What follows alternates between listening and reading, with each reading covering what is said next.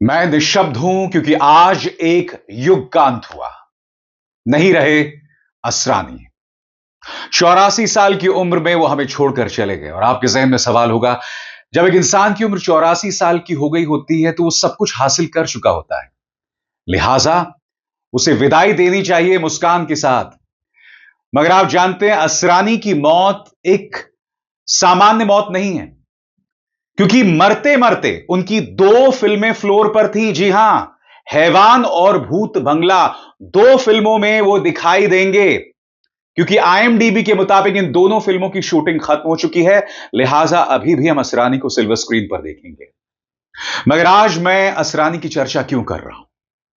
सबसे पहले आप सबको दीपावली की हार्दिक शुभकामनाएं।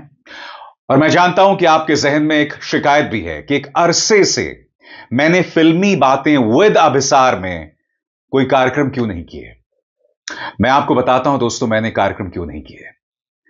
क्योंकि मैं लगातार ऐसी फिल्में देख रहा था जिसे देखने के बाद मेरे मन में सिवाय मायूसी के कुछ नहीं था। यानी कि बॉलीवुड में फिल्मों के नाम पर सिवाय कचरे के कुछ नहीं परोसा जा रहा था। और असरानी, जिनका जन्म 1941 में हुआ था, वो असरानी जो अमिताभ बच्चन से 1 साल बड़े थे। असरानी उस ईरा को बिलोंग करते हैं, फिल्मों के उस युग से आते हैं जब हमारे सामने बेहतरीन फिल्में आती थी, एक से एक खूबसूरत फिल्में आती थी। मगर आज की तारीख में बॉलीवुड इस कदर बैंकरप्ट हो गया है ना, कि मेरा रिव्यू करने का मन नहीं होता। सही सुना आपने। आपको क्या लगता है, मैं सनी, संस्कारी, कांतरा, इस तरह की फिल्मों का रिव्यू करूं? जो फिल्में आ रही हैं वो निहायत ही वाहियात है, और इसी वजह से मैंने फिल्मी बातें विद अभिसार में फिल्मों का रिव्यू करना बंद कर दिया था। मगर मेरी कोशिश होगी इसे दोबारा शुरू करने की। मगर आज हम बात कर रहे हैं इस महान शख्सियत की, असरानी। और असरानी की बात करने जा रहे हैं मैं एक ऐसे शो में जिसका नाम है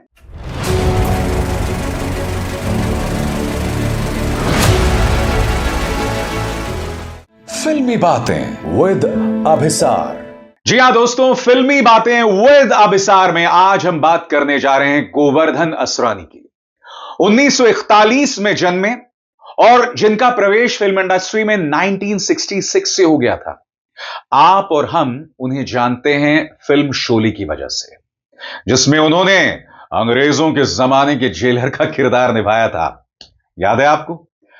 जी हां, अंग्रेजों के जमाने का जेलर। शोले एक ऐसी फिल्म थी जिससे न जाने कितने कैरेक्टर इमॉर्टल हो गए थे, कालजयी हो गए थे।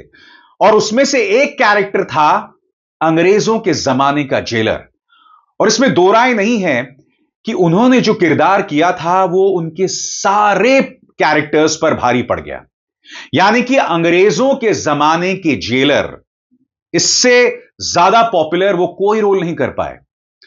मगर अगर आप मेरे दिल से पूछें तो मैं असरानी को कुछ अन्य फिल्मों की वजह से याद करना चाहूंगा। नो डाउट अंग्रेजों के जमाने के जेलर का जो किरदार है वो बहुत ही खूबसूरत था। उसे आप जब भी देखते हैं तो आपके चेहरे पर मुस्कान आती है। मगर मैं असरानी को कुछ अन्य फिल्मों की वजह से याद करना चाहूंगा। याद है गुड्डी? फिल्म आई थी गुड्डी, जिसमें जया बच्चन थी और धर्मेंद्र थे। और इसमें असरानी ने एक ऐसे किरदार को निभाया था, एक ऐसा व्यक्ति जो बॉलीवुड जाता है अपनी पहचान बनाने, मगर फिर नाकाम हो जाता है। वो भीड़ का हिस्सा बन जाता है। उसके अंदर अहंकार होता है, एक ऐसा व्यक्ति होता है जो नहीं जानता वो क्या हासिल करना चाहता है, और फिर वो उस कतार का हिस्सा बन जाता है। बहुत ही खूबसूरती से यह किरदार निभाया था। फिल्म थी गुड्डी। उसके बाद आई थी अभिमान, अमिताभ बच्चन, जया बच्चन। यह फिल्म तब आई थी जब अमिताभ बच्चन की जंजीर ने बॉक्स ऑफिस पर कमाल किया था। यह फिल्म तब आई थी जब दीवार रिलीज नहीं हुई थी। अभिमान एक बहुत ही खूबसूरत फिल्म जिसे याद किया जाता है अमिताभ बच्चन और जया बच्चन की एक्टिंग की वजह से, और साथ ही उसकी शानदार संगीत की वजह से। मगर असरानी का एक बहुत ही कमाल का किरदार था दोस्तों। उन्होंने किरदार निभाया था अमिताभ बच्चन के मैनेजर और उनके दोस्त का, सुबीर का दोस्त। और जो असरानी साहब का किरदार था ना, इतने नेचुरली उन्होंने यह रोल किया था। सही सुना आपने, बहुत ही नेचुरल अंदाज में। क्योंकि देखिए, हमने जो उन्हें शोले में देखा था ना, अंग्रेजों के जमाने की जेलर, उसमें थोड़ा ओवर द टॉप था। हालांकि एक बात मैं बता दूं, असरानी ने इतने कॉमेडी रोल्स किए, 80 के दशक में उन्होंने कादर खान, शक्ति कपूर के साथ भी कई कॉमेडी रोल्स किए, मगर वो कभी भी स्लैपस्टिक नहीं थे, कभी भी अश्लील नहीं बने। यानी कि अंग्रेजों के जमाने का जेलर एक ओवर द टॉप रोल था, मगर बावजूद आपको उसे देखकर यह कभी नहीं लगता कि यार क्या ओवर एक्टिंग कर रहा है, बिल्कुल नहीं। मगर जहां तक अभिमान की बात थी या गुड्डी, इन दोनों ही फिल्मों में असरानी ने बहुत ही नेचुरल किरदार निभाए थे। और मैं आपको बतलाना चाहता हूं कि उनकी जिंदगी का संघर्ष भी बहुत मुश्किल था। फिल्म इंस्टीट्यूट ऑफ इंडिया से निकले थे, जहां पर उन्होंने अभिनय सीखा, उन्होंने संघर्ष किया, लगातार संघर्ष करते रहे। वो किसी फिल्मी परिवार से नहीं आते थे और धीरे धीरे धीरे अपना मुकाम बनाया। मैं आपको एक बात बता दूं, इस वक्त फिल्म इंडस्ट्री में जितने भी 80 साल से ऊपर है ना, एक सिवाय अमिताभ बच्चन को छोड़कर कोई काम नहीं कर रहा है। और उसी तरह से असरानी, आप जानते हैं, कुछ ही दिनों पहले मैं दिल्ली के कमानी ऑडिटोरियम में एक प्ले देखने गया था, एक नाटक देखने गया था। उस नाटक में भी असरानी दिखाई दिए थे। और आप जानते हैं, प्ले करना बहुत मुश्किल होता है, क्योंकि प्ले के अंदर, यानी कि नाटक के अंदर, रीटेक की कोई गुंजाइश नहीं होती। और यह वो शख्स है जो उस वक्त 83 साल का था, क्योंकि उनकी मौत हुई है 84 इयर्स में। और यह प्ले मैंने आज से 1 साल पहले देखा था। यानी कि 83 साल की उम्र में यह व्यक्ति नाटक कर रहा था, प्ले कर रहा था। यह थी असरानी साहब की energy.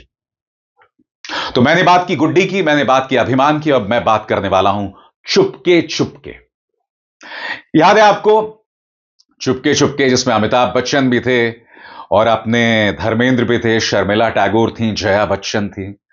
What a beautiful comedy, एक बहुत ही खूबसूरत साफ सुथरी कॉमेडी जो आजकल नहीं बनती है।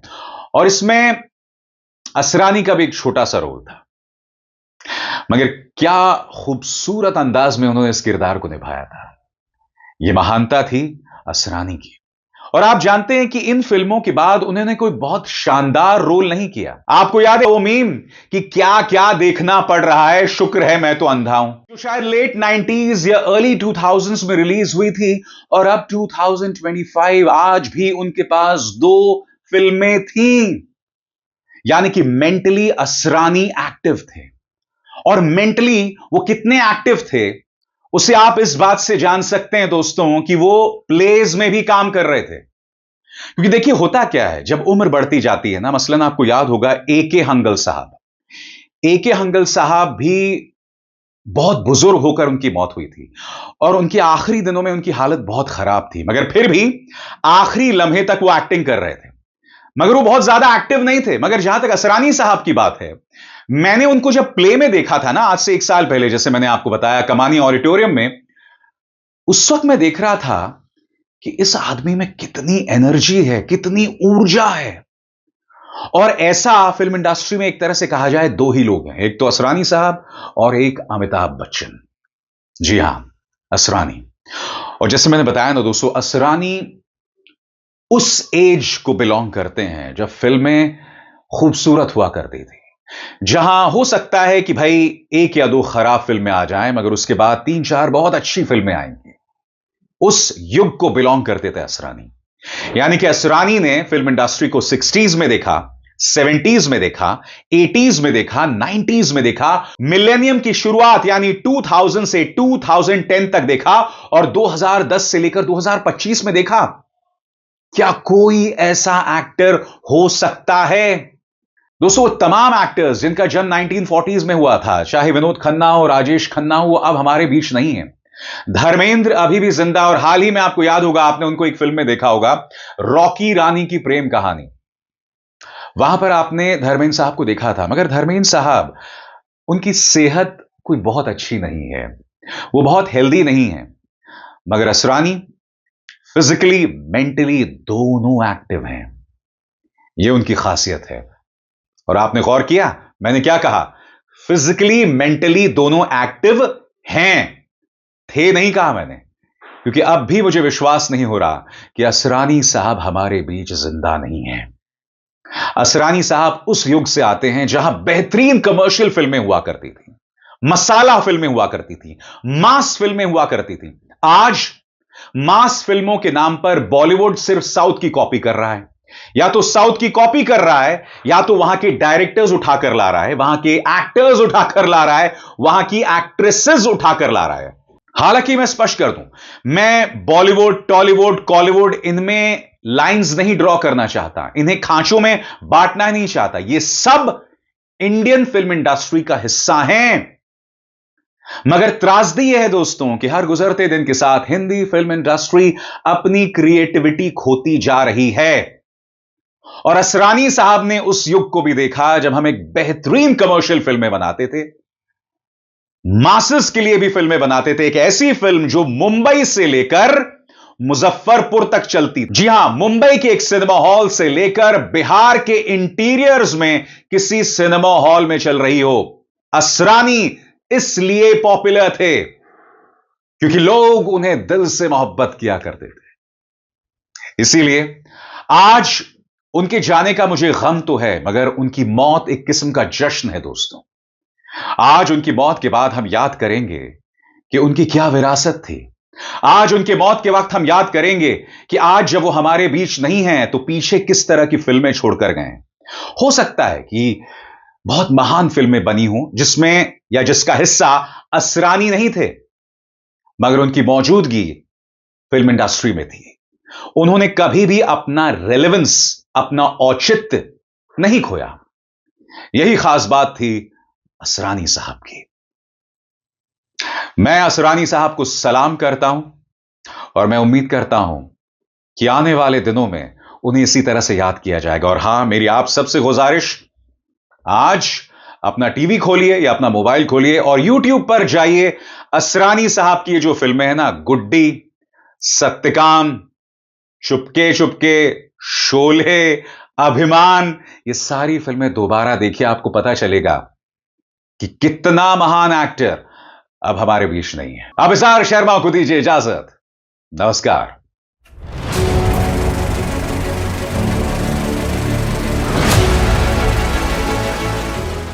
फिल्मी बातें विद अभिसार।